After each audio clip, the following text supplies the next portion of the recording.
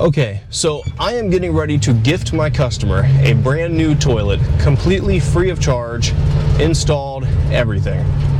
And if you are a plumber or otherwise in the trade industry, I would like to know how you would have handled this particular scenario.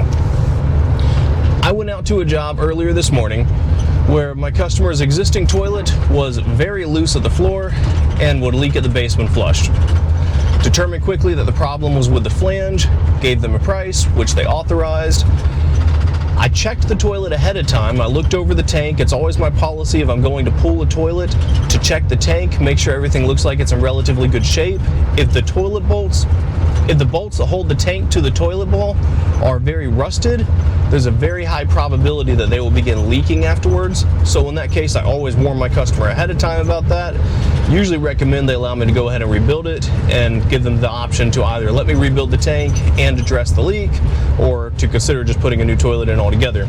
In this case, everything looked great on the inside. It looked like the system had been rebuilt a few years ago, and I didn't really have any particular concern. So I didn't say anything about the tank other than to tell them that I thought they were actually in good shape there and that the problem was indeed solely with the flange. So I pulled the toilet. Sure enough, there was a problem with the flange. Completely rebuilt the flange, made it correct again, reset the toilet, and we were good to go. So I thought. I was on my next job of the day when I received a text message from them letting me know that they noticed that there was a slow drip coming from the toilet tank. Well, I went back on site, looked everything over, and indeed, we have a very slow drip that is coming somewhere from the tank. I checked all of the connections. I really couldn't tell 100% sure where it was coming from. My assumption is it must be one of the tank bolts, even though it was so slow that I couldn't visually see it pulling from that spot.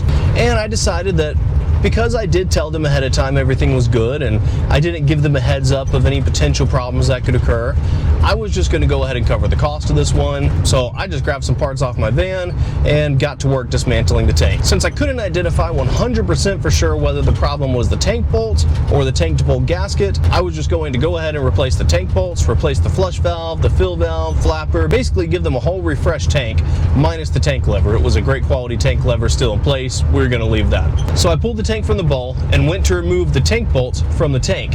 Those things were stiff. They did not want to come out. I had to kind of tap them a little bit with my pliers and then was able to pull it free. I should mention here that my gut feeling when I first looked at the tank this morning to see what condition it was in was that this is an older American Standard toilet, and it appeared to me that it was the style that uses the extra skinny bolts that hold the tank to the bowl.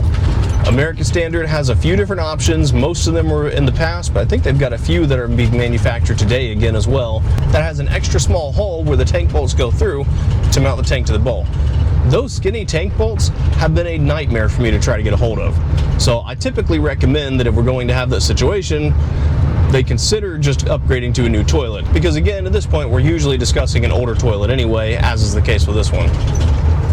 But when I took a look inside of the tank, I could see that there were standard size bolts in place. I now have to assume that whoever rebuilt this tank at one point in the past, they found a way to force these larger bolts into this position. Perhaps they widened out the holes just a little bit. Not entirely sure.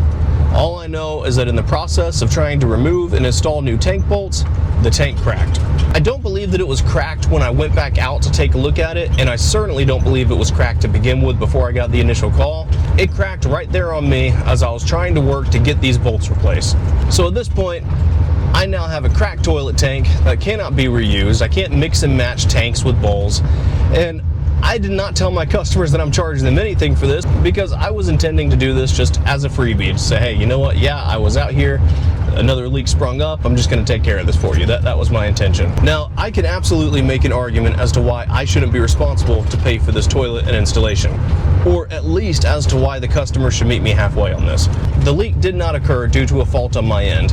Unfortunately, sometimes when you go to mess with plumbing, other plumbing that's adjacent to it can go bad if it's aged and it's not used to being moved around. Seals get stiff and hard over time, they can crack, and any kind of shifting in the system can cause them to leak. It's also certainly not my fault that a previous installer forced something into position that wasn't intended to be there to begin with, and now left me in a scenario where it's virtually impossible to get it removed. But the reality is, these particular customers are loyal customers of mine. I've been doing work for them for quite a few years now. They have always been a joy to work for, and they've always been patient with me if my schedule was filled up and it was going to take me a few days to get out there.